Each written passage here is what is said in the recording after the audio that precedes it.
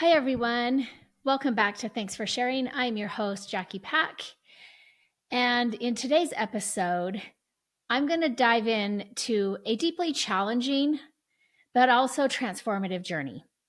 And that is recovering a relationship after sex addiction.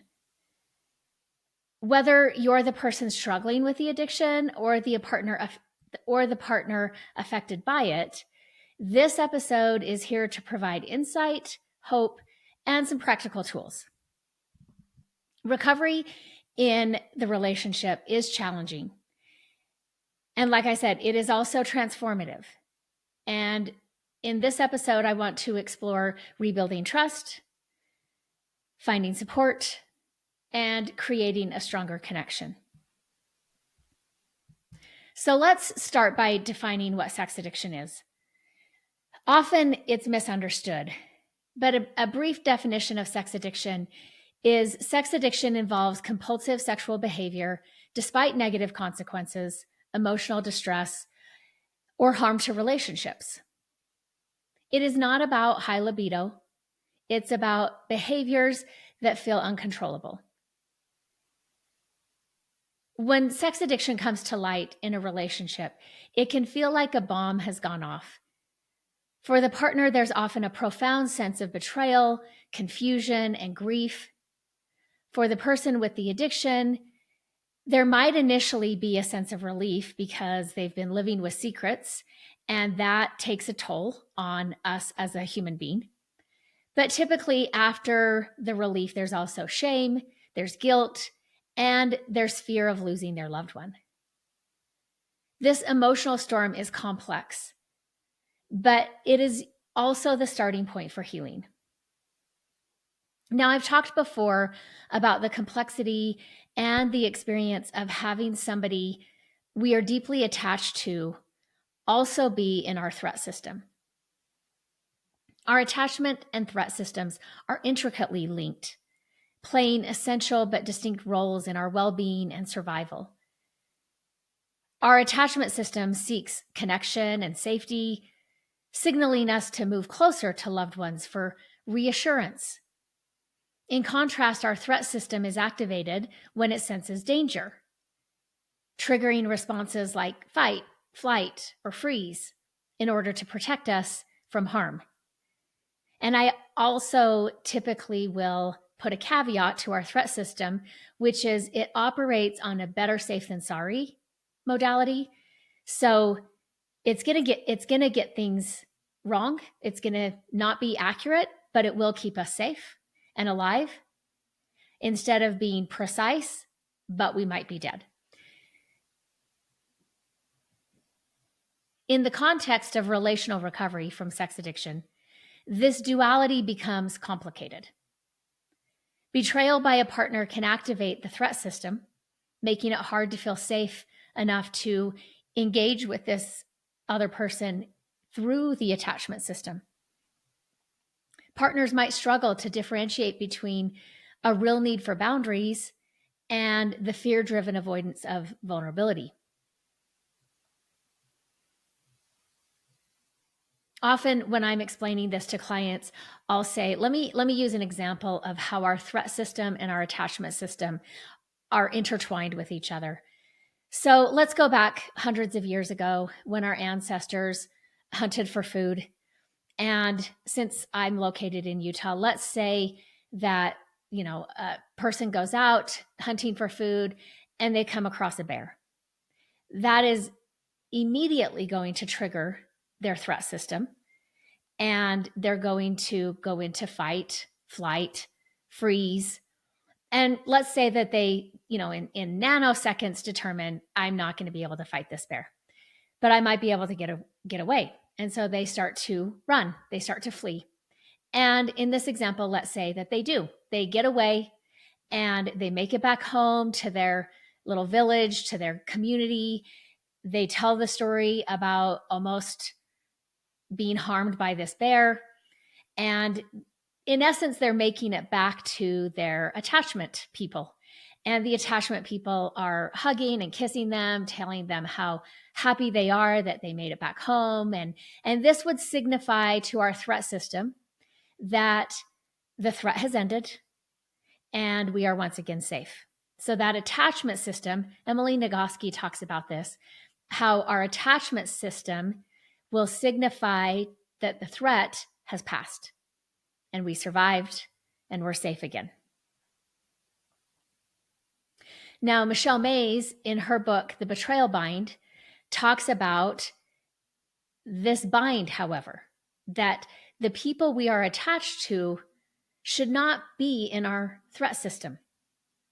And when that happens, as is in the case of sex addiction and betrayal trauma, I also want to say here, I've worked with couples where they're dealing with infidelity, and the behavior isn't rising to the level of sex addiction. There is some common ground, and our office will still work with infidelity. And so there also is, like, often the partner, when there's been infidelity, the partner will identify with that term betrayal trauma. And they're not wrong. And they will identify with this attachment threat system bind that they find themselves in. And also, they're not wrong. Typically with sex addiction, it's just that the behavior is typically more severe. The betrayal behavior, the acting out behavior is more severe. It's more chronic. It's happened over a longer period of time typically. And it might have manifest itself in multiple ways, not just having an affair. So it's not that it doesn't apply when there is infidelity. And so I would say some of the information in this podcast episode would also apply to couples where they are struggling with infidelity.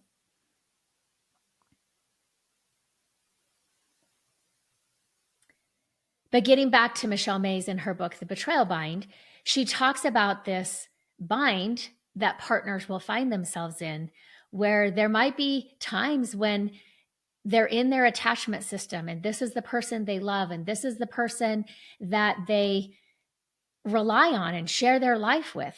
And they might want to, share their life. They might want to engage in sex. And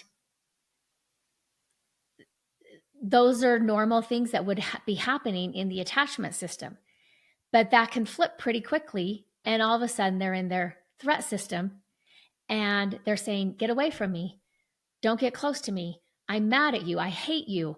And for the one who has betrayed, this is often very confusing. And they, if they're coming into my office, they're talking about getting mixed signals. They don't understand what their partner wants. Often, I think they're a little naive when they think that the partner is showing up in the attachment system and being sexual or wanting to lean on them, that somehow that is an indication that they're healing. And especially if that's upfront, that's typically not the case. We haven't done anything to heal. We've just disclosed, or we've acknowledged maybe they caught us in an affair and the person has admitted that, yes, they were having an affair. But none of that is healing. And so often I'll explain this to partners, for sure. I also will explain it to addicts or the person who has betrayed. And they have to understand that this bind happens and that some of the goal of relationship recovery is getting out of the threat system and back into the attachment system and recognizing that they never should have been in the threat system. And that's a complicated dynamic that we're going to get into, how sometimes addicts or people who have affairs end up in the attachment system. I typically say somewhere that's been normalized, somewhere along the lines you learned that the people in your attachment system are also in your threat system. So it doesn't seem out of character for you or out of alignment to not move into the threat system. And then for partners, it's also learning that people are still human. And this partner, if you're choosing to stay in the relationship and work to make things better, which, I never ask them up front if they're making that decision because they don't have the information necessary to really make that decision. And so I will talk about for the partner, how we have to recognize that this person is still going to be human, and being human is not a threat. And so they might make a mistake. I think the one that I typically use is, let's say, they're coming home from work and your prescription at the pharmacy is ready, or one of the kids' prescription at the pharmacy is ready. And so you say, hey, on your way home from work, could you stop and pick up the prescription? And they say, yeah, sure, no problem. And then the next thing you know, they walk in the house and they didn't get the prescription. Again, that's not a threat. That's very human behavior that, we at work, we're thinking one thing, and then we get in our car and we start driving, and it's a drive we make often, 5 times a day, or not 5 times a day, 5 times a week. If you're going into the office 5 days a week, and we go into some just, autopilot, and we're not necessarily thinking about the drive home. We don't have to remember how to get home. And we skip over this trip that we were going to make. In the process of getting home, we were going to stop and pick up the prescription, or get whatever, or wash the car, or whatever it was going to be, that we forgot to do that. And that is just human behavior, right? We can forget. We can go into autopilot and not remember that we meant to do something else. And we don't need to respond as though that's a threat. They get to make a mistake and still be in the attachment system. So again, that's complex work that we're doing. But understanding how these systems work together and how betrayal will dysregulate an individual helps us to see that healing requires balancing the threat response while gradually reactivating trust and connection within the attachment system. So in today's episode, I want to talk about these two things. I want to talk about triggers for the threat system and how we start to rebuild trust instead. And I want to talk about emotional defensiveness and childhood attachment that can make it a little bit more complex in the healing process. And I think these two things are critical for relationship recovery from sex addiction. They might look slightly different for each couple because each couple brings with it its uniqueness, but there is also a lot of common ground.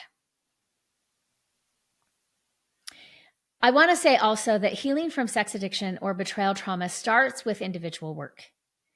For the person struggling with sex addiction, seeking professional help is crucial.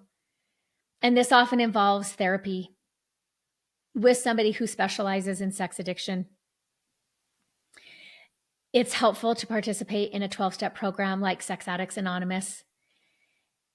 And then also in therapy to explore underlying issues like trauma and unmet emotional needs. Equally important is the partner's healing journey. Partners often experience symptoms similar to PTSD, shock, hypervigilance, and intrusive thoughts. Seeking support through therapy, as well as support groups like COSA, which is for codependents of sex addicts, and group therapy, which is, in our case, group therapy differs from support groups in that those groups are led or co-facilitated by licensed therapists.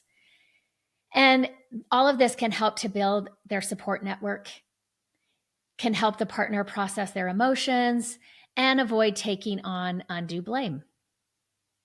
Over time, the partner can also work on underlying issues as well, like trauma and unmet attachment or emotional needs.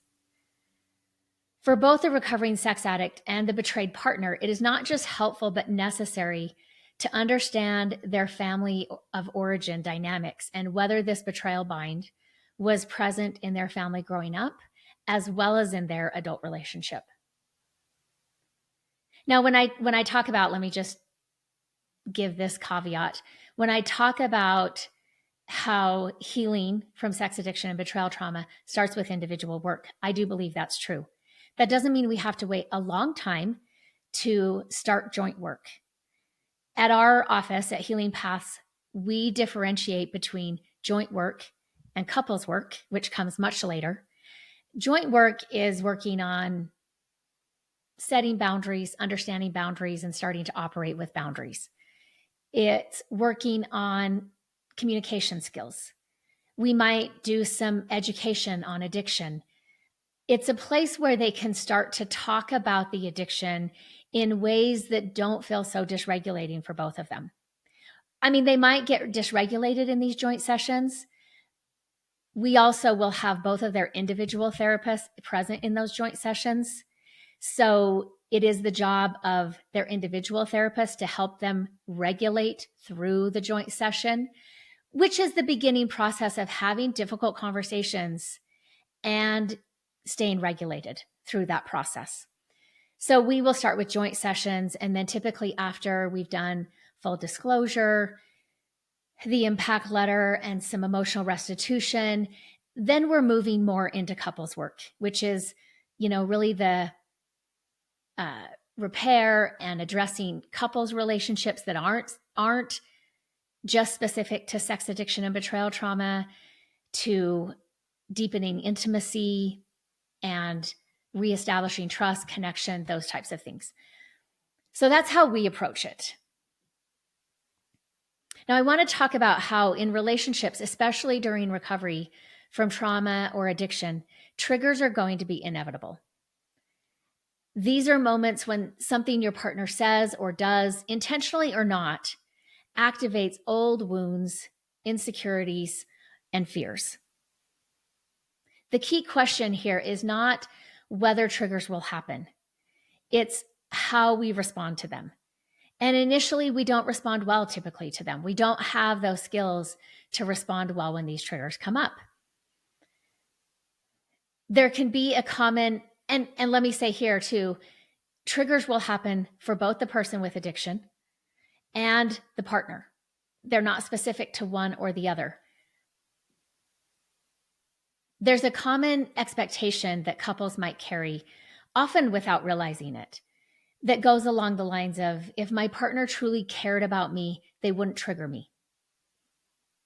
And while it is natural to want to feel safe and understood in our relationships, this expectation is often a stumbling block to healing, because it places responsibility for our emotional regulation on our partner rather than ourselves. Another common trigger or expectation that partners carry is around environmental triggers. And there's this expectation that we need to eliminate all environmental triggers.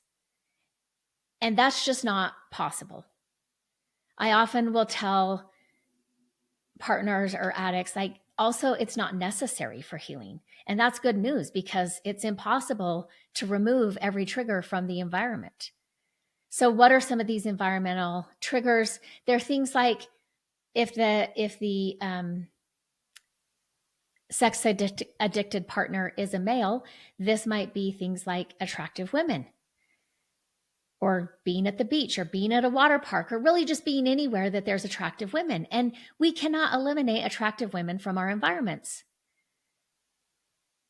It can be common for partners to place too much importance on these environmental triggers, and often making it more distressing for the partners when they go out in public as a family or a couple. And I often want to remind them, suppose the addicted partner is engaged in their recovery work with their therapist or their 12-step group or both. In that case, I will encourage the partner to focus more on regulating themselves and letting go of trying to control the environment. Often I will find that sometimes the partner becomes more aware of the triggers that they think the addicted person has in their environment than the addicted person is, because they've learned fairly upfront in their treatment process not to walk around objectifying everybody.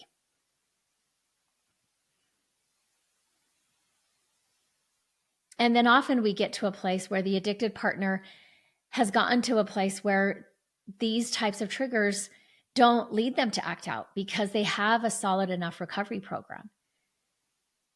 Like I said, it would be impossible to control the environment or to remove any trigger in it. And the good news is that's not necessary. For addicts in recovery, they have to be learning a new way of living that they didn't know was possible. And when we get to that place, often the thought of going back to the way they were feeling and living in active addiction is not appealing to them.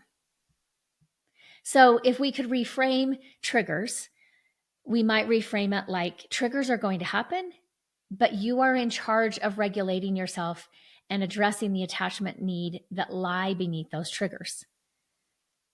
This isn't about dismissing your feelings or giving your partner a free pass to be insensitive. It's about reclaiming your power to heal and to grow.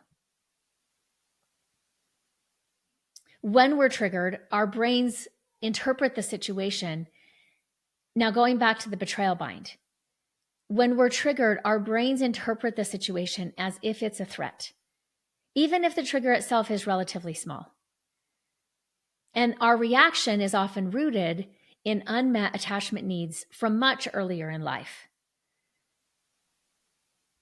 For example, if you grew up feeling unseen or unheard, and your partner interrupts you as you're sharing something, you might feel this profound rejection rather than just this momentary oversight. And then giving your partner an opportunity to repair, or for you to recognize they needed to interrupt you because something was immediately pressing. Or if you experienced abandonment, a partner needing space might feel like they're leaving you emotionally, even if that's not their intent. These reactions make sense. If we understand enough of the story of the person, their reactions will make sense. Our brain and our body will protect us from pain that we felt before. But here's the thing that often gets missed. Triggers are windows into your deeper attachment needs. Behind every intense reaction is an unmet need asking to be acknowledged and healed.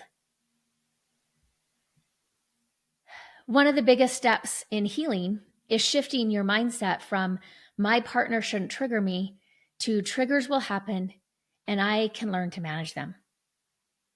And here's why that shift is so important. No one can perfectly avoid your triggers all the time, no matter how much they care. And holding this expectation can lead to frustration, resentment, and shame in the relationship. It will set both partners up to fail. However, when you take responsibility for your triggers, you empower yourself to heal, to respond intentionally, rather than reacting impulsively. And in this way, learning to self-regulate starts to build resilience, starts to build emotional resilience. Instead of focusing on how your partner has upset you, you can communicate your needs and emotions in a way that fosters understanding and closeness. For both addicts and partners, this is where I will hear treatment gets exciting, because we are starting to create space for real, true connection. This is the place I will hear from clients, I didn't know working on my sex addiction would bring deeper connection and meaning to my relationships. And I will hear similar things from the partners that I work with. They might say something like, I didn't even know this is the place we needed to get to. They might have known something felt off in the relationship. They might have known that from the beginning, but they didn't know this would be the place that they would end up when they started working on the sex addiction. So how do you regulate yourself when triggers happen? Here's some practical steps. The first thing you're always going to hear from me, the first thing is to take a pause, we have to recognize that we're getting emotionally dysregulated. And when we notice a trigger, we need to take a deep breath and we need to pause. This interrupts the automatic stress response and gives you a moment to ground yourself. The next step we can take is to name the trigger and the emotion. So, using facts. what just happened, what you're feeling. For example, and this is where I statements, you probably heard of them, not like I, like EYE, but I as in I myself. So I felt abandoned when you walked away right now during our argument. That also gives space for your partner to come back and engage with that instead of like saying, you just abandoned me, which we're telling them what their intention was. And we don't know that. We know how it felt to us, but that's about our story. I've shared this before. And, I've said to my husband before, let's say at times when maybe an ecclesiastical leader called and asked to meet with me, or times when I wasn't, working for myself, I didn't own the business, and my boss might send me an email and say, hey, can we set up a meeting? And that's all the information they give me. And that doesn't feel safe for me. That doesn't feel good. And that goes back into how my mom often addressed things. And so I would say to him, I feel like I'm getting called into the principal's office right now. Why do I feel like I'm getting called into the principal's office? And after hearing me say this, I don't know, probably 10, 20 times, he said to me, well, Jackie, you did get called into the principal's office. That's why you feel that way. Like, I would not feel like I got called into the principal's office because I never got called into the principal's office, but you did. And I was like, right. It's about my story. So if somebody is saying, you abandoned me, no, that's not maybe what they did, but you felt abandoned, which is about your story. And then after we're able to name the trigger, like what happened that led to this emotion, we need to identify the attachment need beneath the trigger. So going a step deeper, what do I need right now? Maybe that's, I need reassurance that we're still connected and that you care about me. Now, I strongly suspect, I haven't really seen this in the research, but just in my own anecdotal experience working with sex addicts now for over a decade, I strongly suspect that for sex addiction clients, the lack of attunement in childhood transitions to a need for sex in adulthood. I don't mean their normal sexual rhythm that bodies have.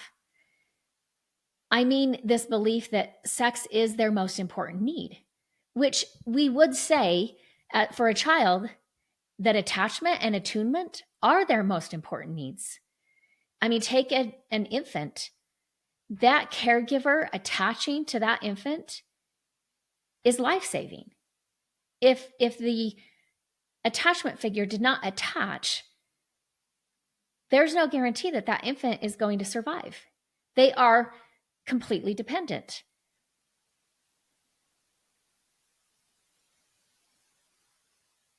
And so I think for sex addicts, when there is that belief present, and again, it may not be in their consciousness, but their need that sex is their belief that sex is their most important need, and then all of their needs and emotions are channeled through their sexuality. Underneath any trigger to act out sexually is a need for connection. It's a need for attunement, closeness, and intimacy. So we have to identify the attachment need beneath the trigger. And then we need to communicate our need. Instead of reacting with blame or criticism, we need to express our need clearly and kindly. For example, we might say, hey, when you walked away, I felt scared that I was being abandoned.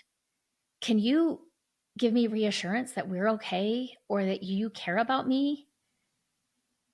That's how we can communicate that need. I need reassurance. Or can I get a hug so that I can start to feel safe in my body? And then again, we have to recognize that sometimes our partner might not be available to meet our need right in that moment when we're feeling triggered. And that's okay. That's normal. Human beings are not 100% always available. But this is where practicing self-soothing strategies or being able to auto-regulate, regulate ourselves. Maybe this is repeating affirmations. It's telling ourselves, I'm safe. My partner's not abandoning me. This feeling is going to pass. This feeling comes from a long time ago and it will pass. And then maybe grounding ourselves here in the present using sensory techniques. Now, this does not mean that your partner has no responsibility in managing triggers. Not at all. A supportive partner plays a vital role by creating a safe space for you to process emotions. However, their role is to support you, not to fix or prevent all triggers. So sometimes when I'm working with clients, I'll say, here is a healthy balance. So your role, whoever that is, whoever the individual I'm working with, that might be the addict, that might be the partner. Your role is to acknowledge and regulate your emotions and communicate your needs clearly. Your partner's role is to respond with empathy, patience, and a willingness to repair after conflict.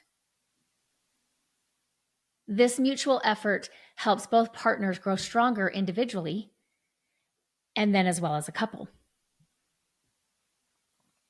It's important to remember that triggers are not anybody's fault, but they still are the person's responsibility.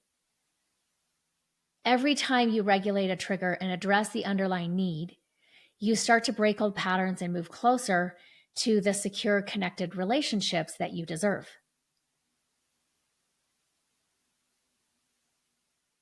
One effective tool for navigating this is co-regulation, which involves calming each other during moments of emotional intensity. Instead of reacting with defensiveness or more conflict or more escalation, partners can both work on pausing and breathing and grounding themselves before re-engaging. And it can also be helpful to establish a shared language for those moments. I usually label this the attachment language. So saying something like, I know this is hard to talk about, but I know we can face this together. Or I want us to face this together. Or I need us to face this together. That can invite connection rather than division.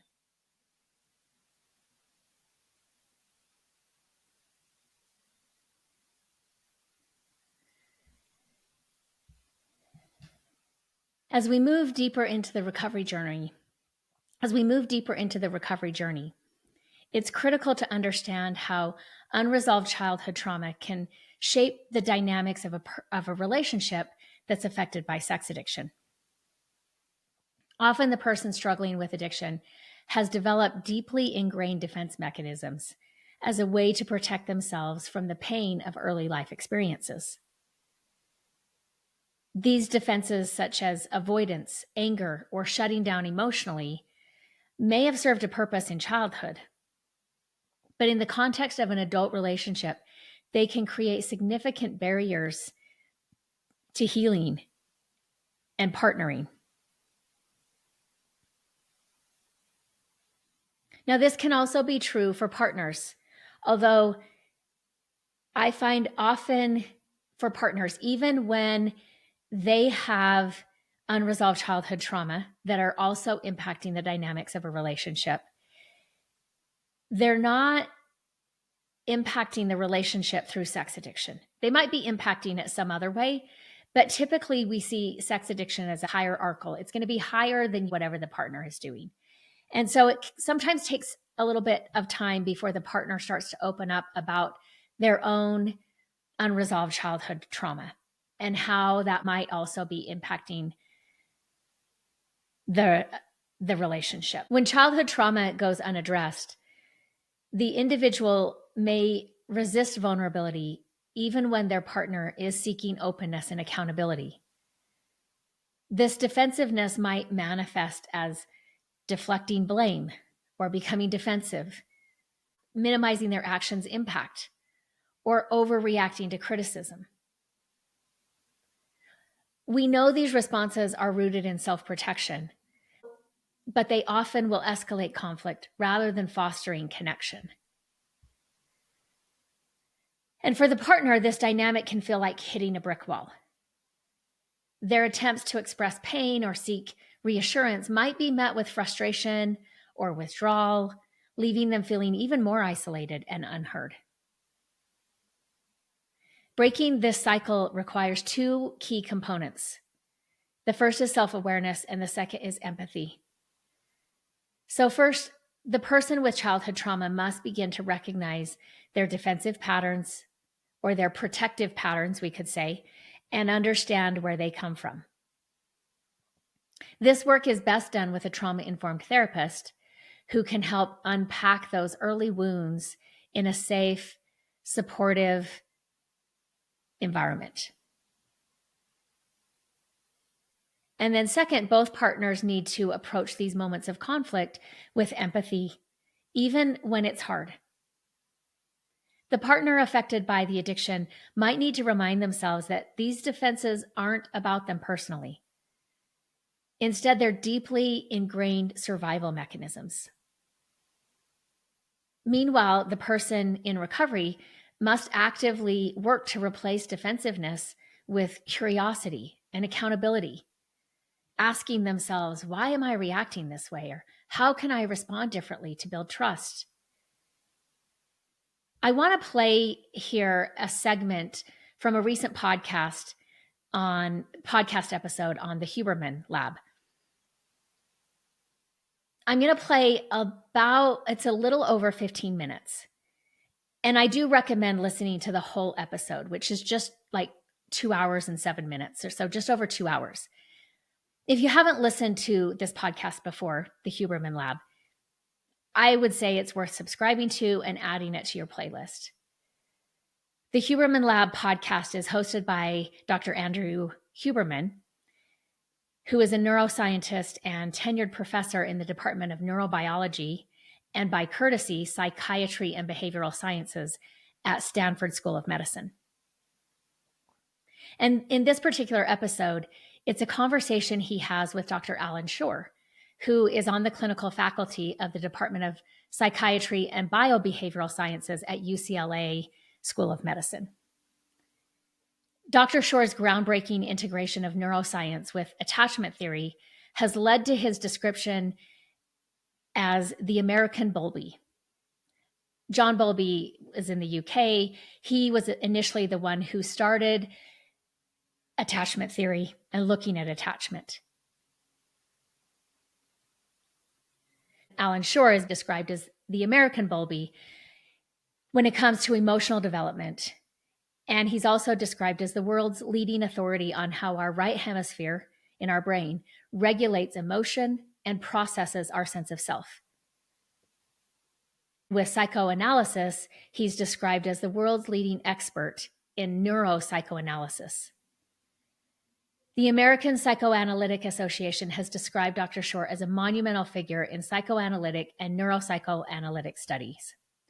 So let me play this segment, and then we will start talking about it. Okay.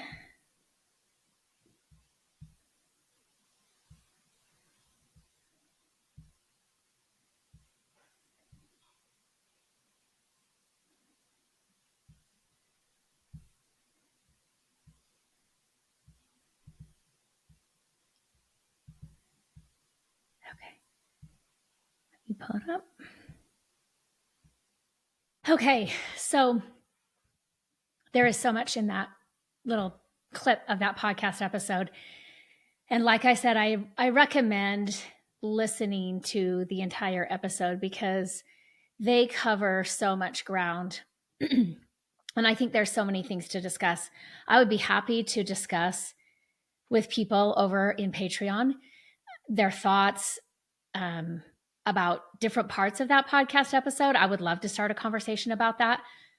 However, this podcast episode is set to come out, I believe, the week of Thanksgiving.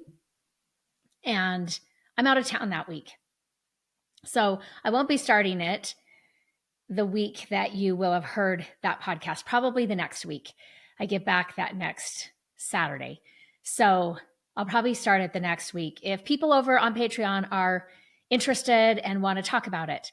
Because attachment is essentially affect regulation, affect communication, and affect regulation. So now what you're looking at, if you have a mother and an infant, they are communicating with each other, right brain to right brain. And how are they doing it? By face, voice, and gesture. The mother is now reading the expressions of the baby's face, the visual, the auditory, the prosody of the voice, and then the tactile. So she's picking up these kinds of communications that are coming out of that baby, tactile, gestural, visual, and she's now picking up those communications now. She's resonating with those communications, and then she is going to regulate those communications. And that's essentially what it's about. In the end, what we have is strategies of affect regulation. How we regulate affect for the rest of our lives depends upon the attachment relationship of the first 2 years, which is a right brain to right brain connection. Now, there have been hundreds, thousands of studies on attachment, as you're well aware of at this point in time. But the key to it, literally, I began this in 1994 with my first book, Affect Regulation and the Origin of the Self, the Neurobiology of Emotional Development. Okay? Remember, Bowlby was studying attachment in the 60s, but the problem of emotion really was not picked up. And early on, when they were looking at attachment, they were looking at behaviors and they were looking at cognition. So if you know the attachment literature, remember the strange situation? Yeah, just to remind listeners, I've talked about this on previous podcasts. I'll provide a link to that segment, but a strange situation can briefly be described as parent and usually mother and child come into the clinic. They deliberately leave the baby with a caretaker. This is sort of a pseudo daycare type situation. Mother leaves, and then there's a lot of attention paid to how the infant or young child, toddler, whatever age they were looking at, reacts. Are they nervous? Are they able to engage in play? And then they look at the return of the mother and how they react to that. And there was this classification of behaviors along the lines of secure attached, insecure attached. There was a categorization of kind of an amalgam of different things, these so-called D babies that were kind of a bunch of other things. And this is where we hear a lot nowadays about secure, insecure, and anxious and avoidant adult relationship styles. There's been a lot written about that and talked about that. We don't have time to go into all that in detail, but this is what Dr. Shore is referring to. I'm really intrigued by this idea that there's a right brain, left brain dominance that takes place throughout the lifespan. Has it been carefully mapped into adulthood such that we can say as a function of chronological age, when somebody hits their early 30s, that they're more right brain or left brain dominant? Or is it more developmental milestones as opposed to chronological age? I think it's developmental milestones there. I'm thinking that, remember Eric Erickson talking about different stages of life and how you have a hierarchy here, literally, because the attachment is a hierarchy. It starts subcortical and then it goes to cortical. So what he said was that there are changes along the line and that it fits with that. So the attachment relationship is there at later points in time, and really what it does, it guides us through our relationships with other people. It certainly guides us through strategies of what to do with stress, and that way that we deal with that stress is now going to depend upon how the mother is regulating that baby's stress during a critical period. Now, the term critical period is an important one here too, because again, at the first 2 years of life, it's the right brain is in that critical period there. But that leads to strategies of affect regulation of how we deal with stress, but also how we deal with novel situations. And again, all of it has to do with emotion. Now, I jumped there because I talked about there was attachment models move from behavior to cognition to emotion. And essentially, the first book that I wrote was on the neurobiology of emotional development. And in 1994, when I came out with that book, that was about the same time that Antonio Damasio came out with his book. And really, it was not until the mid-90s, partly because of the neuroimaging, which was coming during, you remember, the decade of the brain, that emotion really now became a matter that science was looking at for the first time. The point that I'm making here is that attachment is not psychological, it's psychobiological. And there was always this rift between the psychological and the biological. But when you're talking about emotions, you're not only talking about psychological events, you're talking about physiological events that are associated with those events. For example, the physiology of the stress response, the physiology of the sympathetic nervous system, which is energy expending, and the parasympathetic nervous system, which is energy conserving. So the mother is a regulator of that.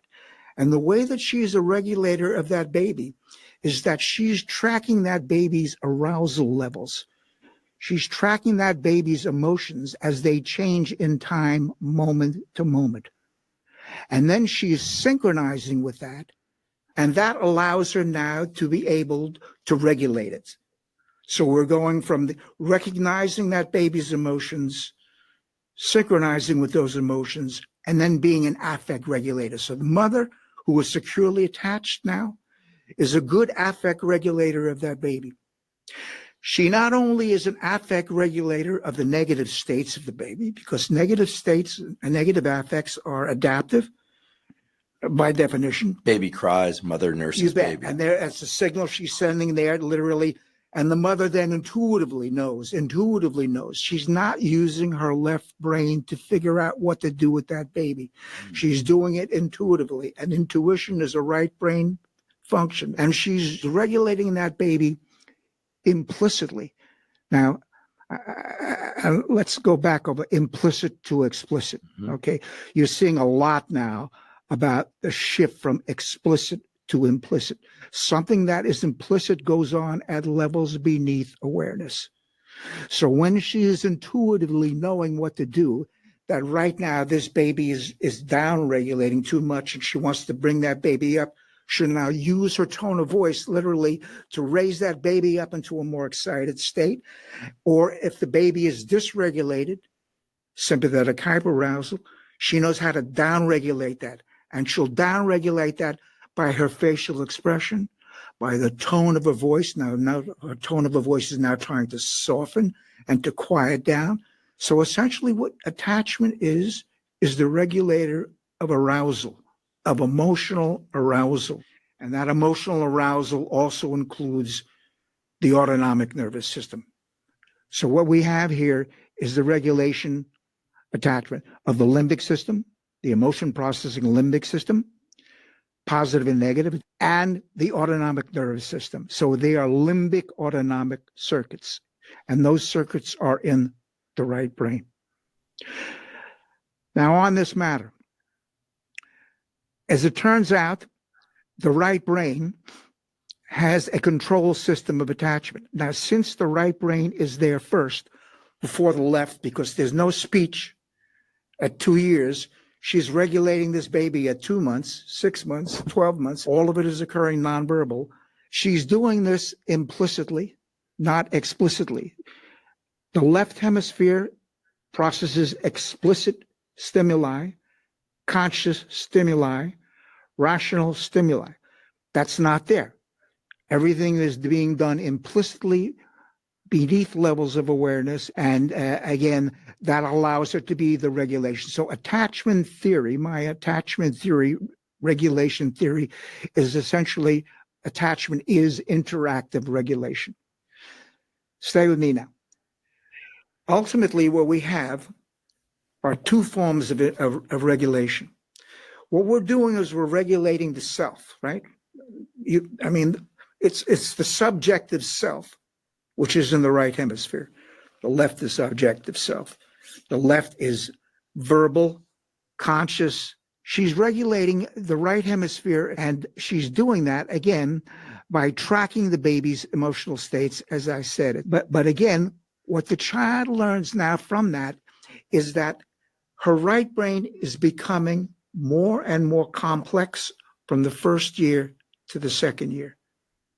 And it's going to turn out some of these functions that are more complex are being also stimulated by the mother. And ultimately, by the end of the second year, that baby can regulate its emotional states by itself in its right brain.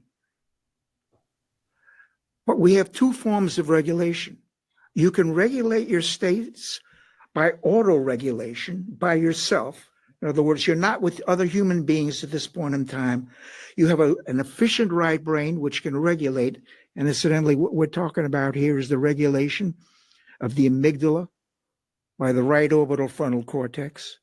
The right orbital frontal cortex is the highest level of the right hemisphere. It's also has the most sophisticated and the latest evolving parts of the brain are in the right frontal cortex, not the left.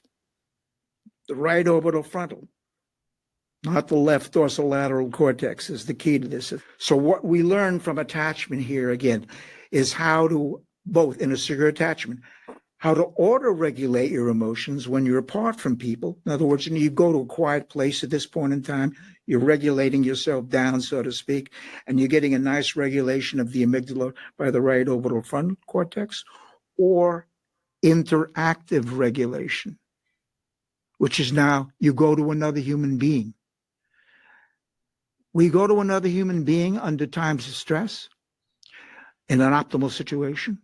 We also go to another human being to share joy states. And remember, I said that the mother is upregulating joy states and downregulating negative states. So in a secure attachment, you have somebody now who can do both. In certain forms of insecure attachment, that's not going to happen. The avoidant attachment is always auto-regulating his states. So just so I'm clear, in avoidant attachment, the baby, which is now, let's say, 2.5 years old, 3 years that's old. already a toddler. That's a toddler, excuse me. The toddler is auto-regulating more often than seeking another to help do coordinated regulation. Yeah, what I'm saying is the secure attachment. And it's let me back up a step on that. The key to attachment is psychobiological attunement. You know the phrase. Notice psychobiological attunement, that the mother is regulating not only the psychological aspect, but literally as regulating the physiological aspect of that, which means that she's regulating the autonomic nervous system. Think about Porges' social engagement system. What we have here is the capacity in secure attachment who have, and then the second part of the attachment is repair. Now, let me go back. Psychobiological attunement. Sometimes she misattunes. Sometimes she misreads the baby states for one reason or another. What happens in a good enough caregiving is that the mother who has misattuned now returns to that baby, now resynchronizes with that baby, now reconnects right brains to right brains with that baby. And that repair is the key here. So you have misattunement and repair. So the key to a secure attachment is not only psychobiological attunement, but it's also the repair of the misattunement. And that allows the baby now to expand that situation and being able to use that now to auto-regulate the case. That's a secure. But if she misattunes, for example, and doesn't repair, let's say, or she's not that good at psychobiologically attuning, let's say as an avoidant mother, because avoidant personalities are uncomfortable with real closeness. Another term for an avoidant personality is a dismissive personality. And what they are dismissing is the need for interactive regulation. So they're always auto-regulating it. Or you have another time in which you have another form of attachment, an insecure, anxious attachment, where that person is always interactively regulating, or is always going to others to help them regulate, but can't auto-regulate. Mm-hmm. I think this is a really important thing to hover on for a moment, just given some context about hundreds of thousands of questions that I get about avoidant versus secure versus anxious attached. And you stated it all incredibly clearly, but I want to make sure that we double click on this, as they say.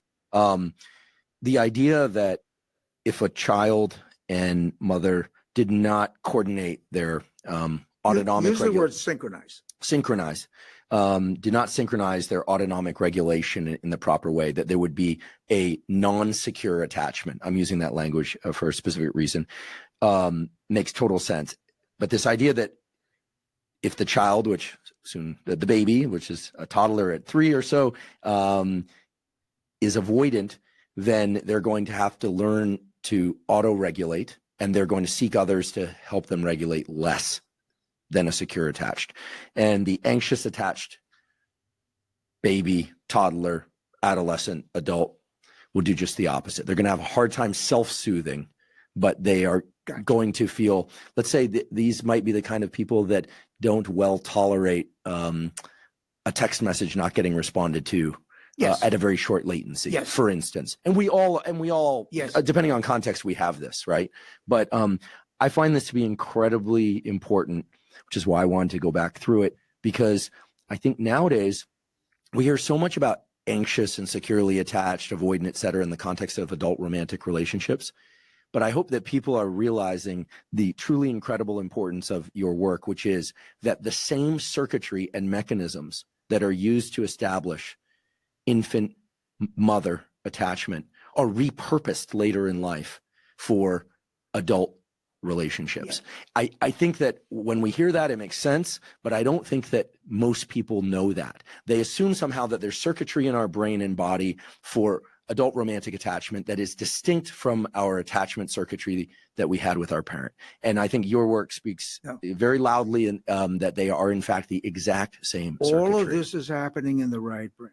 All of it. And incidentally, attachment relationship is retained as an autobiographical memory in the first 2 years of life, even before there's a left hemisphere. And that under later stress situation, that will be the key there. Incidentally, the attachment, whether it's secure or insecure, is also the key to positive and negative transferences.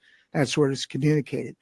Let me go back and say a little bit more about one other form of attachment, and that you mentioned the type D attachment. Mm-hmm. The D babies. Yeah, these are disorganized babies.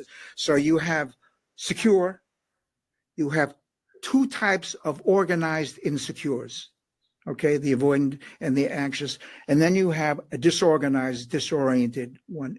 Now, ultimately, that person under stress is not able to auto-regulate or to interact regulate.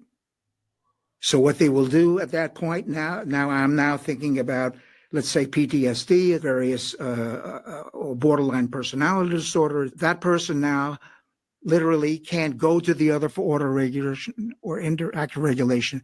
That person now will use a defense literally to shut down the attachment system. And that's exactly what dissociation is. Dissociation just shuts down the attachment. So in the anxious attachment, you have a continual activation of the attachment system, which means a continual activation of the right hemisphere all of the time. And in the insecure, dismissive attachment, you have a deactivation of the attachment system, which would be a deactivation of the right brain. So in the end, a secure attachment is an efficient one, but it's an efficient one that can switch back and forth between that. Not only that, it also, at a later point in time when the left comes online, it can also communicate much better with the left hemisphere than without that. Regulation theory is essentially a theory of the development of the self in an optimal situation, but it also talks about the psychopathogenesis of the self, the early origins of psychiatric disorders and personality disorders. And I'm thinking about not only schizophrenia and depression, but I'm now thinking about narcissistic personality disorders, borderline personality disorders. Maybe we'll come back to more on that. And then ultimately the repair of the self. So regulation theory is about the development of the self, the psychopathogenesis of the self, and then the repair of the self. Because these attachment situations are now going to play out under all periods of stress.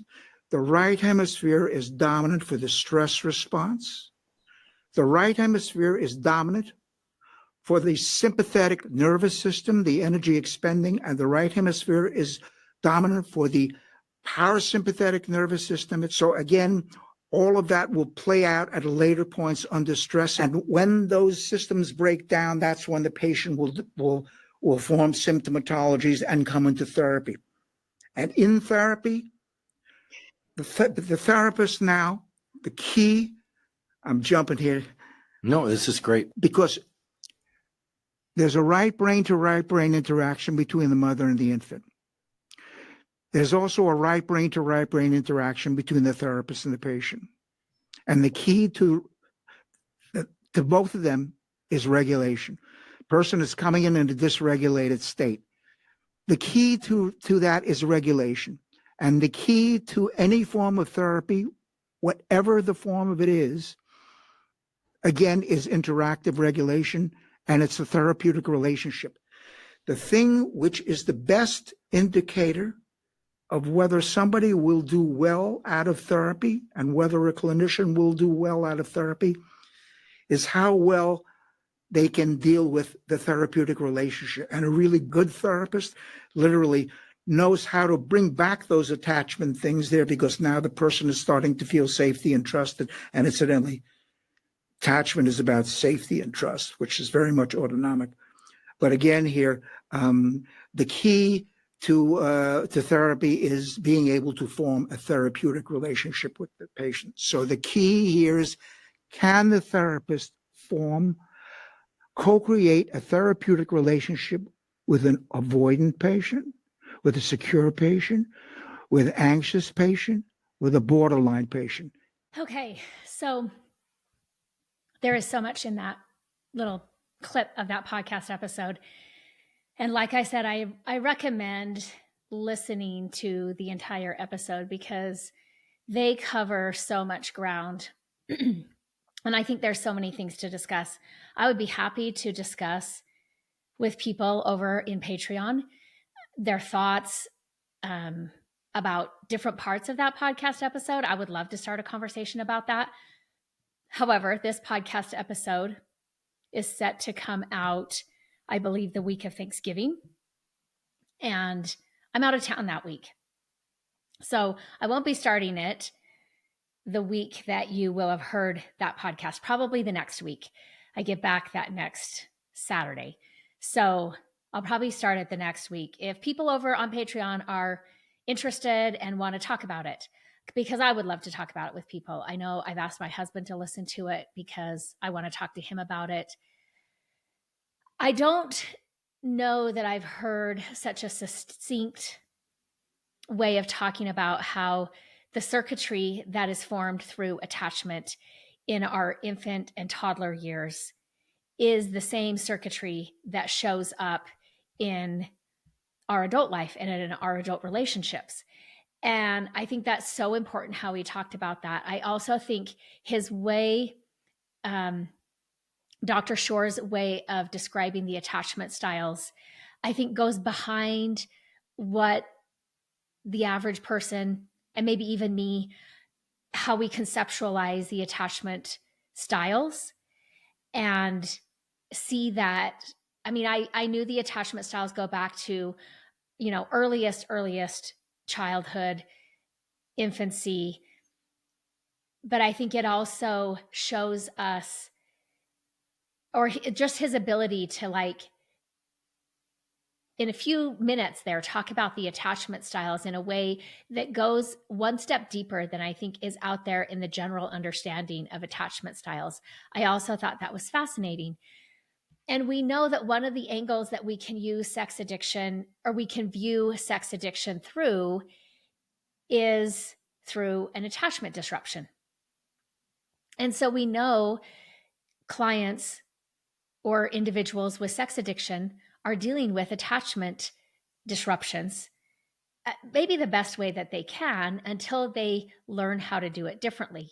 And then I just love, and he talks about this further in the relationship, but his model of how therapists need to be showing up in their sessions with clients, and that is less about what certifications therapists get. I mean, those are important, but how the therapist approaches therapy is also going to determine how they integrate those modalities into that process with their clients.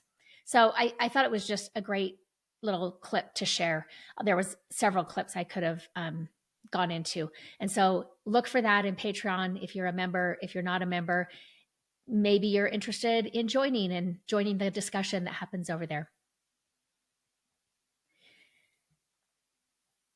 So getting into these unmet attachment needs and how an individual in adulthood or dealing with sex addiction or somebody who is struggling in their primary attachment relationship, we might be looking at this person who is neurobiologically defended. I know I've worked with clients before where I start to talk to them about like, you're very neurobiologically defended. What I mean by that is neuro meaning like their brain, physically their body, biologically, they're just defended. They're so protected that it's hard to get through to them. It's hard for them to feel attachment. It's hard for them to feel what another person is feeling and to know how to work with that. When a child grows up in an environment where their attachment needs are not consistently met, their brain and their nervous system will adapt to protect them. And that is a good thing. These adaptations are often unconscious and serve as survival strategies to cope with emotional neglect, unpredictability, or rejection. As adults, these same defenses will show up in their primary relationships, whether with a partner or even with their children, and create challenges in forming secure and open connections. So let's break this down. An adult with unmet attachment needs often carries a heightened sense of vulnerability, even if they don't consciously recognize it. And most often they are not consciously recognizing it because that's also part of the protection. Part of the way that their brain and their nervous system protect them is to know that is to not even know that they needed the protection. My experience working with these clients is almost always they don't recognize it. They might somewhat have become aware of it, but it's not entirely in their consciousness either. And that takes time and it takes trust in the therapeutic relationship. Because their nervous system might be wired to anticipate rejection or emotional unavailability or conflict. And these behaviors and these conditions will lead to behaviors like emotionally withdrawing or avoiding. The individual might struggle to express emotions or to connect deeply, and they shut down when a partner or their child seeks closeness. This is often rooted in a belief like, if I don't show my feelings, I won't get hurt. And I would say it goes one step further, not even if I don't show my feelings, it's if I don't have feelings, I won't get hurt. They might overreact to perceived criticism. A slight comment or disagreement might feel like a personal attack, triggering this outsized defensive reaction. This stems from the brain's hypervigilance, interpreting even minor issues as potential threats to safety or self-preservation. As you can imagine, this makes interacting with this individual pretty difficult.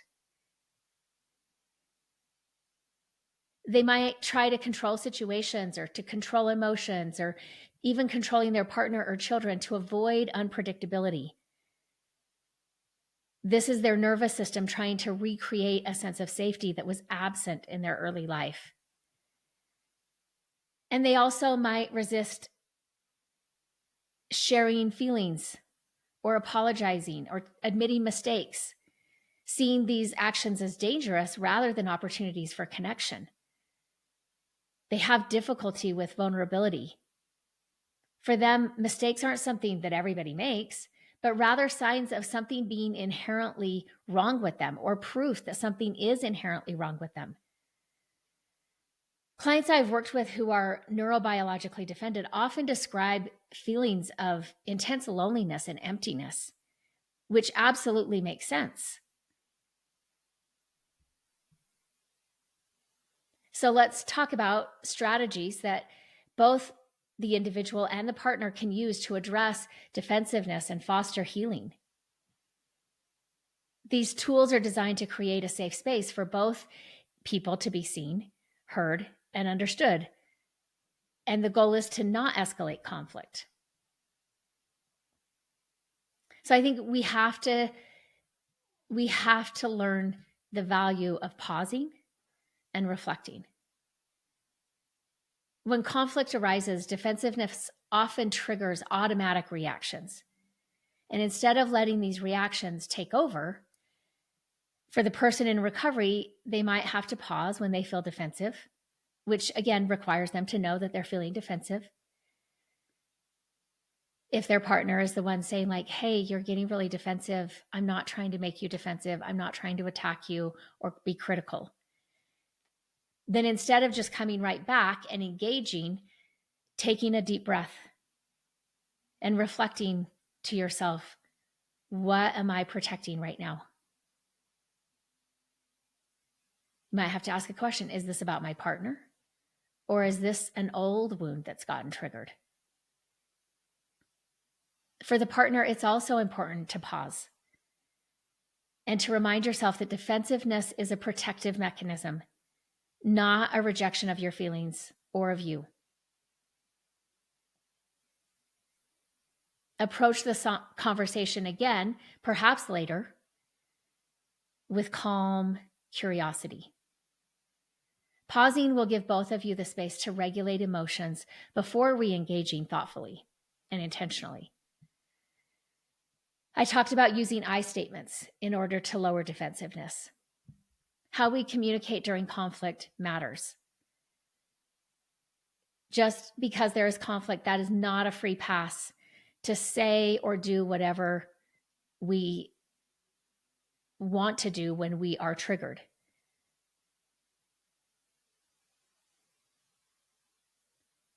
Blaming language like you never or you always often triggers defensiveness. And so again, for the partner, being specific. I feel hurt when this specific action happens because it makes me feel what? This is, if you're familiar with Pia Melody's work, this is her talking boundary. For the person in recovery saying something like, I feel what when I hear what specific concern, because it reminds me of whatever past struggle or insecurity. So again, if I fill these in, I might say, I feel hurt for the partner. I feel hurt when you shut down because it makes me feel like you don't care about me, or it makes me feel scared. For the person in recovery, I feel overwhelmed when I hear you saying that you got triggered because it reminds me of the pain that I caused you. And I don't feel good about myself. I feel like you should leave me, and that scares me. It can look like that. This approach shifts the focus from blame to shared understanding, and it invites vulnerability. We might need to create a conflict reset ritual. So we know that conflict can spiral quickly when emotions are running high. So we have to establish a ritual to reset this dynamic before it just continues spiraling upward. We might need to get to normalize agreeing to take breaks, not as a way of ending conflict, but to pause. I mean, it is to end conflict, but not as a way that we're not going to come back and work through the conflict. Just as a way to pause, to reset, to regulate ourselves, and to regroup. We know from the Gottman's research that once we get flooded, they will say it takes 20 minutes for us to regulate ourselves and come out of hyper or hypoarousal, whichever one we went into. Once we're back in our window of tolerance, practicing a calming exercise like deep breathing, I mean, that can help us get back into the window of tolerance, but we can then also write down our thoughts. Even taking a short walk can be helpful. I mean, I think if we're going to leave, we have to communicate. Like, I'm just going to take a 15-minute walk and then I'll be back and I think I'll be ready to talk. Something like that. When we're in our window of tolerance, it is possible for us to see more clearly where and how we may have added to the dysregulation. And we may be able to come back with some accountability and responsibility.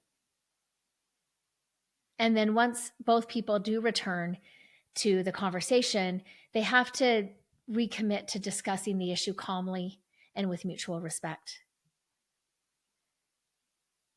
I think it's helpful for couples, not just couples in recovery, but for couples to have a regular check-in time during the week.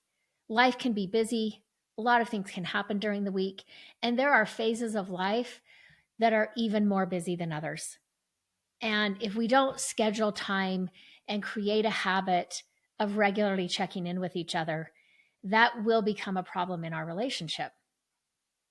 So, I mean, I usually recommend scheduling a weekly, and then sometimes we're just busy enough or somebody's sick that it ends up being, every other week.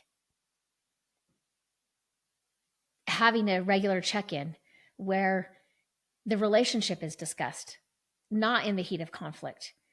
We can use these times to check in, not as a time to get into the conflict, but as a time to share one thing that we appreciate about this other person, about our partner.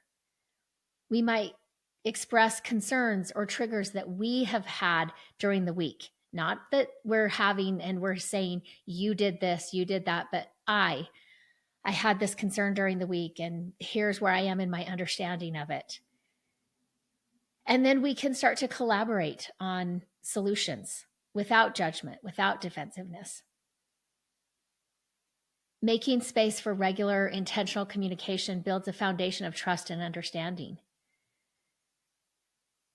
We also need to seek support for the trauma roots. For the person struggling with defensiveness, addressing childhood trauma is crucial.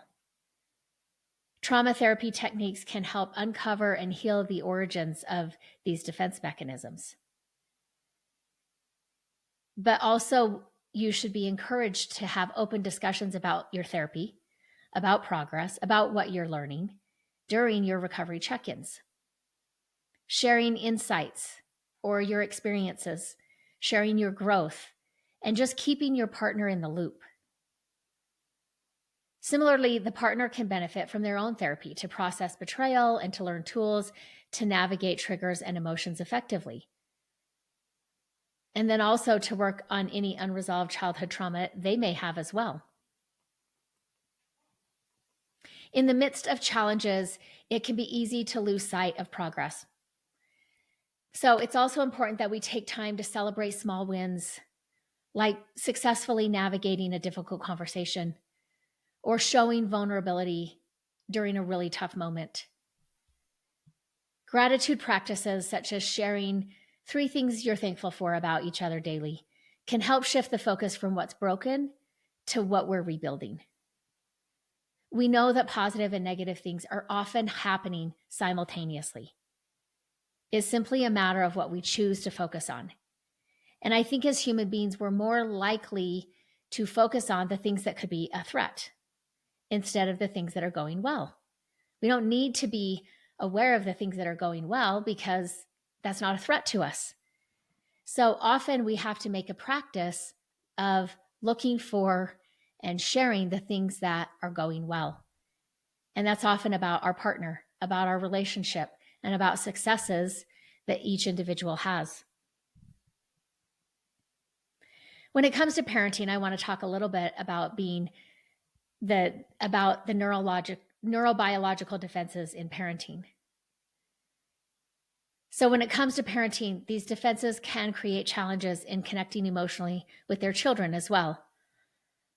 So it might manifest with difficulty attuning to the child's emotions.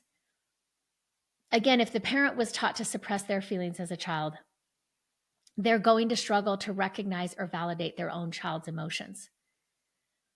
A child's natural need for reassurance or empathy might feel overwhelming or foreign to the defended parent.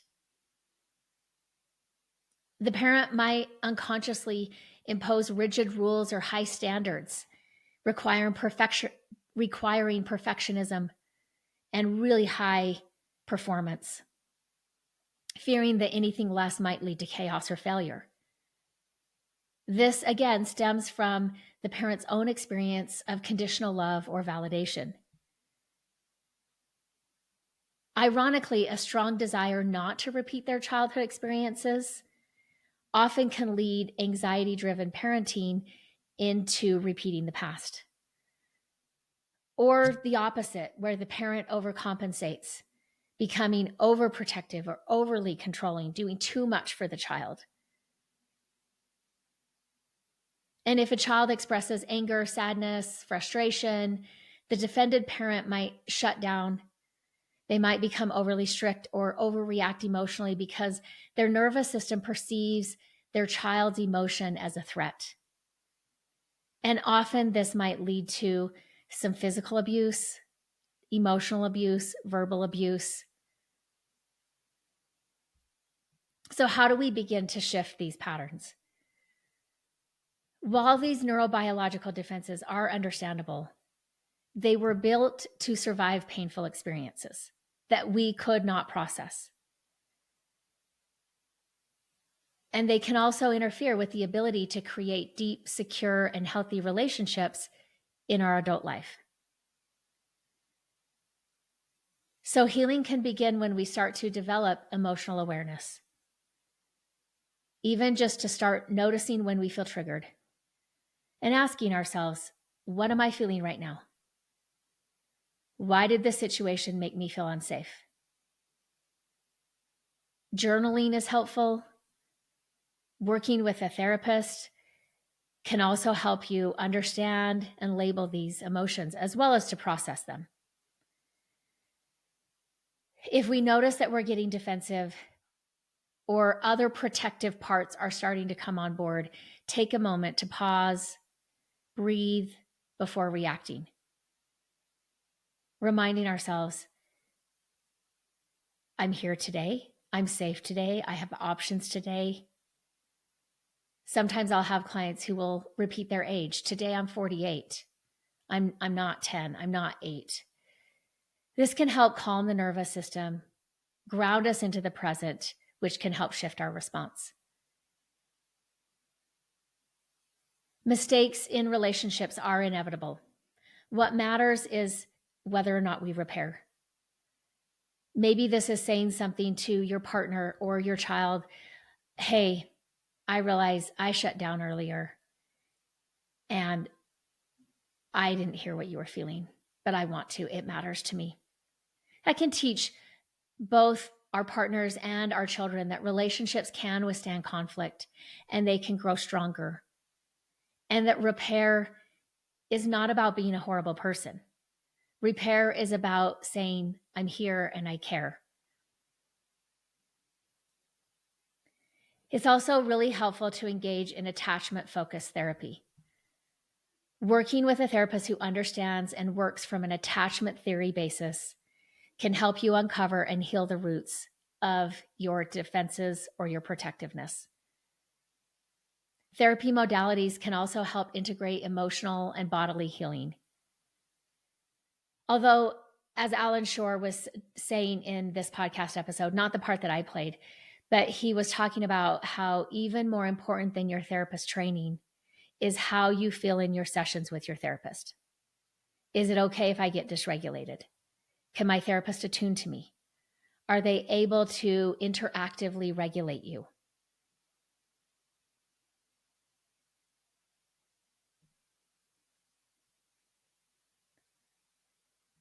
The journey to understanding and addressing these neurobiological defenses is not easy, but it is profoundly rewarding.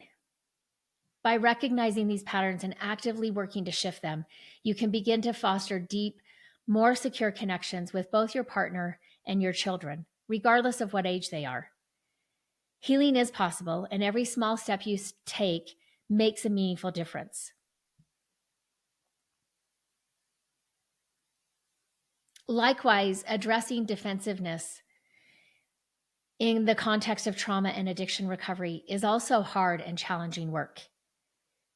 It's also a profound opportunity for growth. By approaching each other with empathy, curiosity, and commitment, you can transform defensive walls into bridges of understanding. It's important to remember you're not alone in this journey. Whether you learn that through therapy, support groups, or practicing these tools, know that help is available. Healing is a shared journey, and every step forward, no matter how small, is a step towards a stronger, healthier relationship.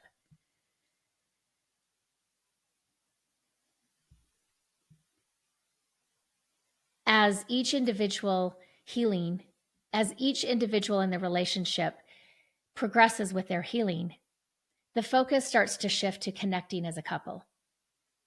This stage involves open communication, addressing intimacy issues, rediscovering the relationship's emotional core.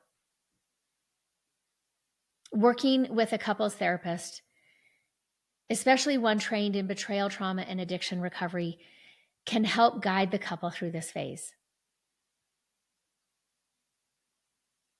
Activities like shared journaling, intentional date nights, and exploring new ways of connection can help foster deeper intimacy. However, it's also important to note that some relationships may not survive this process. And that's okay too. Healing isn't about forcing a relationship to continue.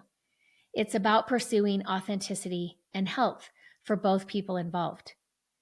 And sometimes one or both individuals discovers that they've outgrown this relationship, or there's been too much damage in this relationship for healing to happen. Recovery from sex addiction, whether as an individual or a couple, is not a linear path. There will be setbacks, but there's also going to be successes. Remember that you're not alone. Many have walked this road before you and have come out stronger, more resilient, and more connected. Ultimately, healing from both trauma and addiction requires patience. The maladaptive coping mechanisms don't disappear overnight, but with mutual effort and professional guidance, it can transform into a deeper understanding of each other's pains and needs. If you or your partner are navigating this journey, lean on your support system, whether that be therapists, support groups, trusted friends. Healing is possible, and so is a fulfilling, meaningful relationship. Thanks for joining me today. If this episode resonated with you or someone you know, share it, leave a review, or reach out on my YouTube channel. Let's keep this conversation going. And at the end of this episode, I want to remind you that your story matters. Remember, there's something meaningful in every chapter. Don't wait to share your story until it's finished.